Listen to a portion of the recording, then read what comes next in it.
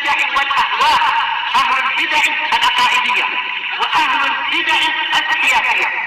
نقول بيننا وبينكم السلف، بيننا وبينكم الكتب، كان فيقول البدع بيننا وبينكم. Bismillahirrahmanirrahim. Alhamdulillah wassalatu wassalamu ala Rasulillah wa ala alihi wa sahbihi wa man wala ma ba'd.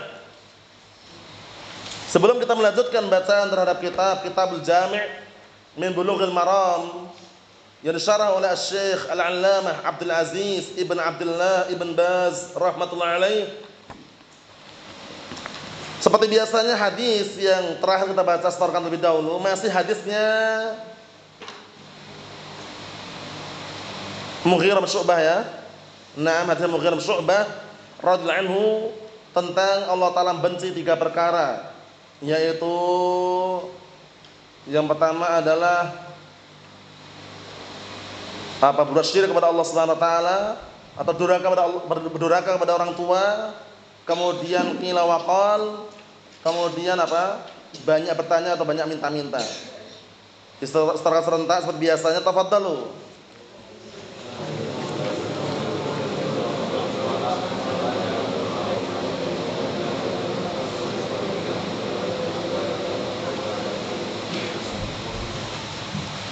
Naam, ahsantum barakallahu fika anakumullah. Kita lanjutkan masih halaman 61.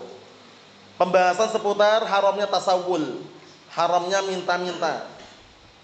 Ya kan? Wa qastus soal, dan Allah Taala membenci banyak minta-minta. Makna yang kedua banyak bertanya. Kasratus soal memiliki 2 makna. Makna pertama sebagaimana kita lewati kemarin, nah banyak minta-minta di dunia, minta harta, bukan minta pertolongan lain lagi. Kalau minta pertolongan dan kita bantu, ta'awun namanya. Ini minta harta, talabul mal. Kasratus su'al fid dunya fi talabil mal. Banyak minta-minta di dunia dalam minta harta. Open donasi, penggalangan dana, ngajukan proposal, ngajukan kertas putih di atas ada tinta hitam, podo wae. Hati-hati barakallahu fiik. Ternyata ancamannya berat. Apa ancamannya? Man sa'alan nas amwalahum takatsura fa inna ma yas'alu jamran falyastaqil aw liyastakthir. Barang siapa yang minta-minta kepada manusia harta mereka takatsuran, untuk memperkaya diri, memperkaya pondoknya, memperkaya markiznya. Nah, bayangkan itu. Maka sesungguhnya dia sedang meminta bara api. Maka hendaknya dia mempersedikit memintanya atau memperbanyak. Ancaman yang lain apa? La yazalun nas yas'al hatta ya'tiya yaumal qiyamah wa laysa fi wajhihi muz'atul lahmin. Senantiasa masih ada orang yang suka minta-minta. La yazal rajulu yas'alun nas hatta ya'tiya yaumal qiyamah wa laysa fi wajhihi muz'atul lahmin, atau semakna itu. Artinya apa? Senantiasa ada salah seorang minta-minta kepada manusia sampai datang dari hari kiamat, tidak ada lagi di wajahnya sekerat daging. Kecuali dagingmu tidak ada. Hati-hati barakallahu fiik, jangan bermudah-mudahan. Zaman sekarang banyak sekali oknum-oknum sampai kita gelari dengan apa? Pengemis berjubah. Berjubah dia. Sorban punya. Hafal, kalau sahihan hafal dia, sahihan sebagian mereka. Sahih Bukhari pernah belajar, Sahih Muslim pernah khatam juga. Tapi prakteknya waliyadzubillah sabar nihil, prakteknya kosong. Suka minta-minta. Bebaskan tanah sebelah minta-minta. Mau ngedak lantai 2 open donasi. Ingat-ingat kalanya Syekh Muqbil bin Hadil Wadi rahimahullah yang sudah antum hafal semuanya atau bahkan di antara antum sering mendengarkan. Apa ucapan Syekh Muqbil tentang minta-minta ini, open donasi ini? Apa ucapan beliau? Ingat enggak dalam kitab Damul Mas'alah?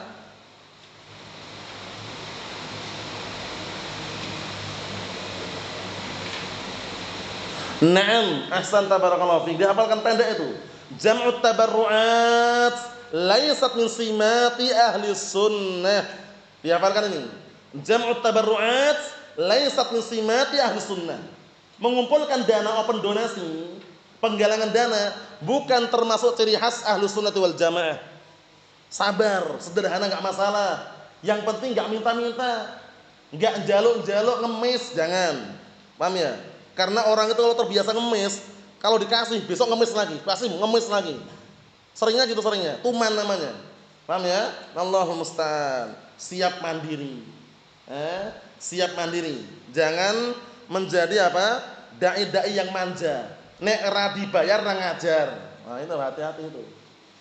Enggak jalan kalau model seperti itu. Nek ra dibayar ra ngajar, enggak jalan. Antum lihat gelarnya LCMST, nah lihat baik-baik san, yang gelarnya LCMST, ada nggak yang ngajar tanpa pamrih nggak dibayar tuh? Maksudnya secara global seluruh Indonesia ini jarang sekali. Yang gelarnya LCMST itu mesti kebanyakannya dibayar. Ngajar gini setiap hari nggak dibayar tuh, ragelem, rugi no. Kenapa rugi? Udah belajar jam Islamiyah, LC gelarnya, MST bahkan.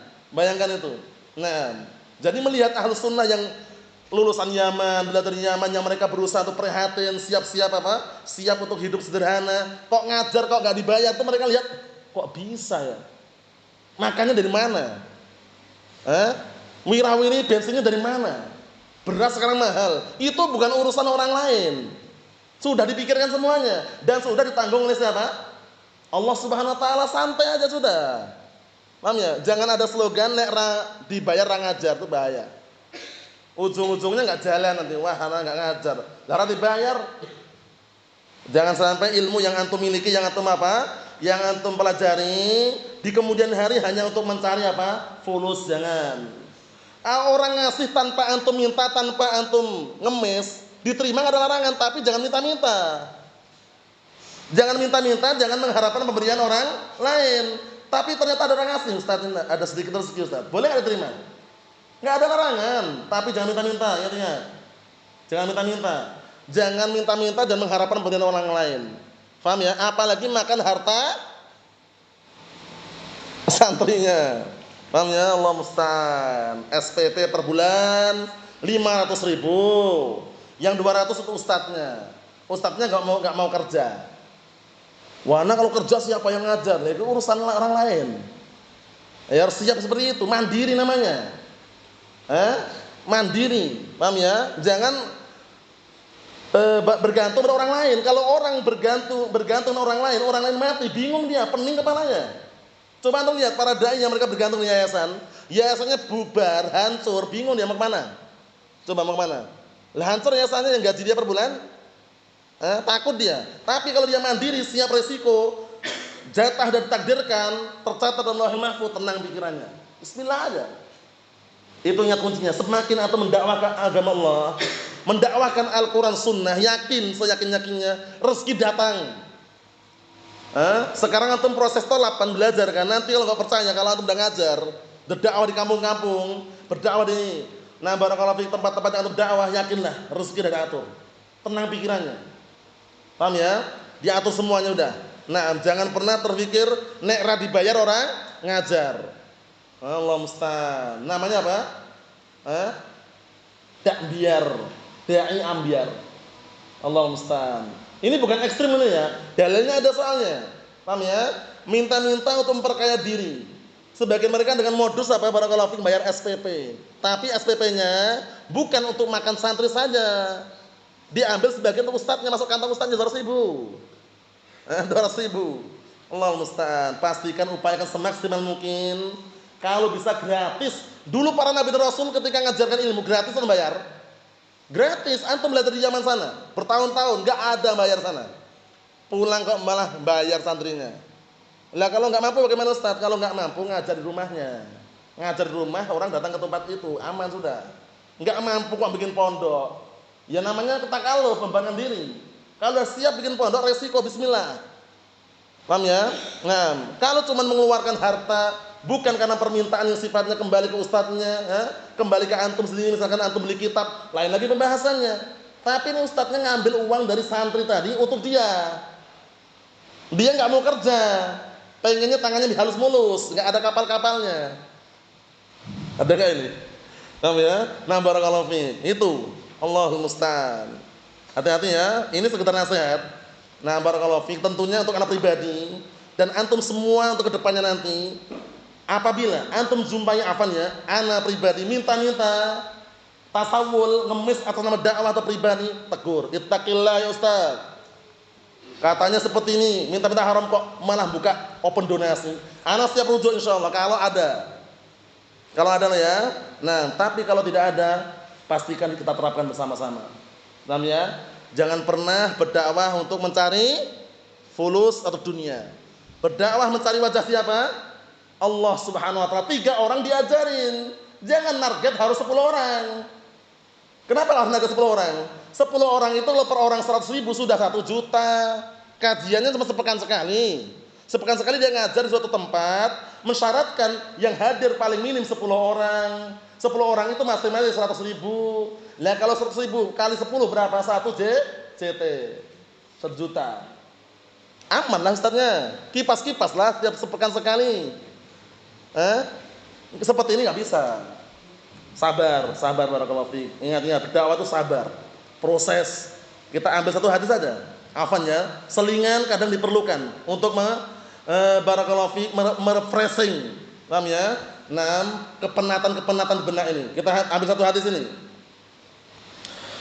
Fi hadis Qabisah bin Kharij al-Hilali radhiyallahu anhu. Nah ini rambu-rambu undang-undang haramnya minta-minta. Dihafalkan ini kalau hafal.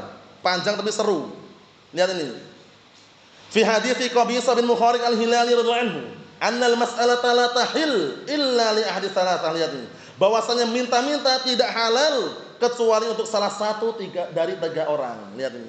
Minta-minta enggak boleh kecuali salah satu di antara 3 orang ini baru boleh. Apa itu? Lihat yang pertama. Rajulun tahammala hamalatan. Seorang lelaki yang memikul hutang. Hutang bukan untuk pribadi loh ya. Wah, nama hutang dulu ke dealer, beli Pajero Sport. Nanti setelah itu dengan alasan apa? Karena banyak tanggungan hutang, minta-minta. Keliru. Ini minta-minta disebutkan dalam syarahnya itu karena apa? Menanggung hutang yang berat, yang hutang ini dulunya harta yang banyak ini dipakai untuk mendamaikan 2 orang berselisih.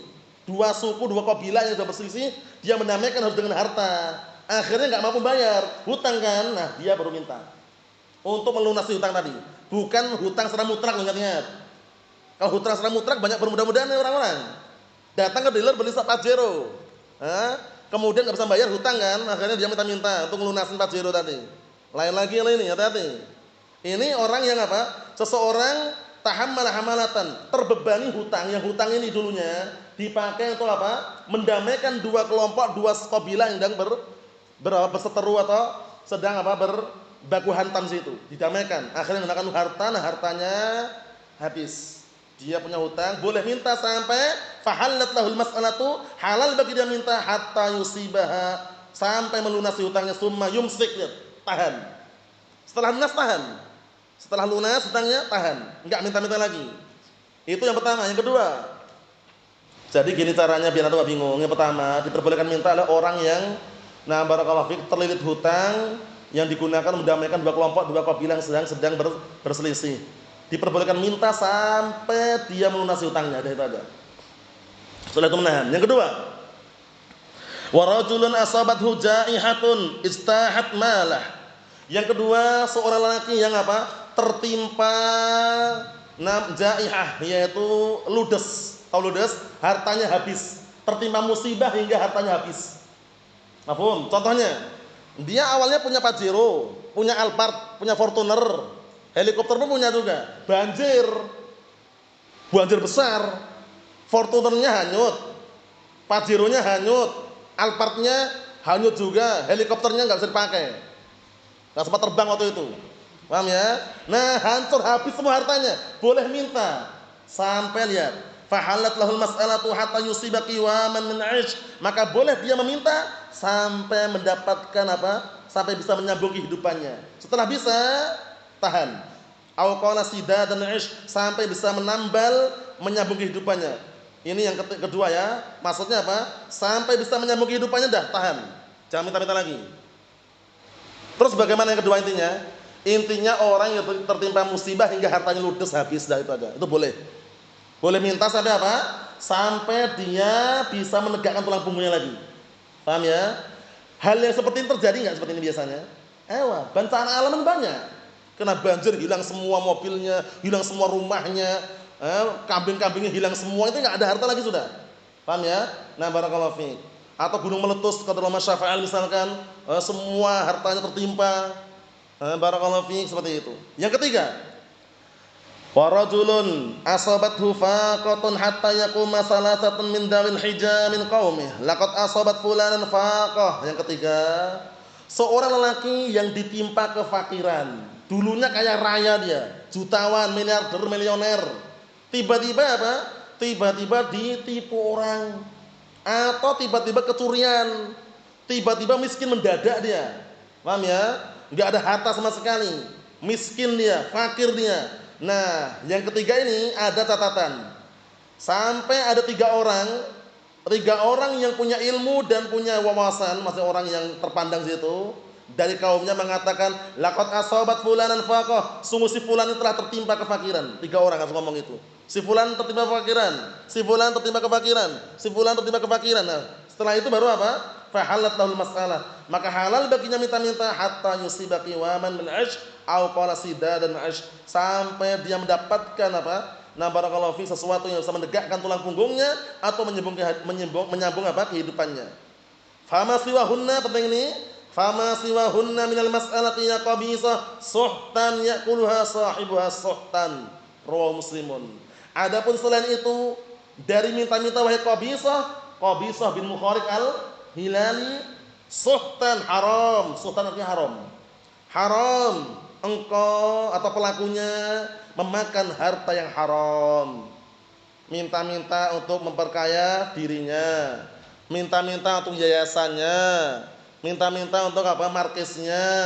Haram. Karena itu bukan termasuk dari salah satu tiga perkara tadi. Mafhum? Terus bagaimana kalau orang berdakwah? Sabar. Jangan apa? Bermudah-mudahan minta-minta, ngemis atas nama dakwah, ngemis atas nama pribadi, bebaskan tanah sebelah harus minta-minta. Kalau sebagian mereka udah gak malu lagi, target 1 M. Untuk apa biasanya? Pembangunan, uang gedung, pembangunan ruang santri. 1 M targetnya, bayangkan itu. 1 M membangun apa coba?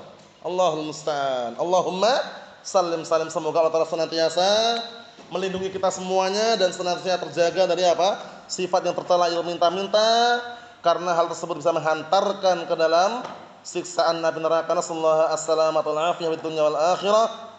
Walhamdulillahirabbil alamin.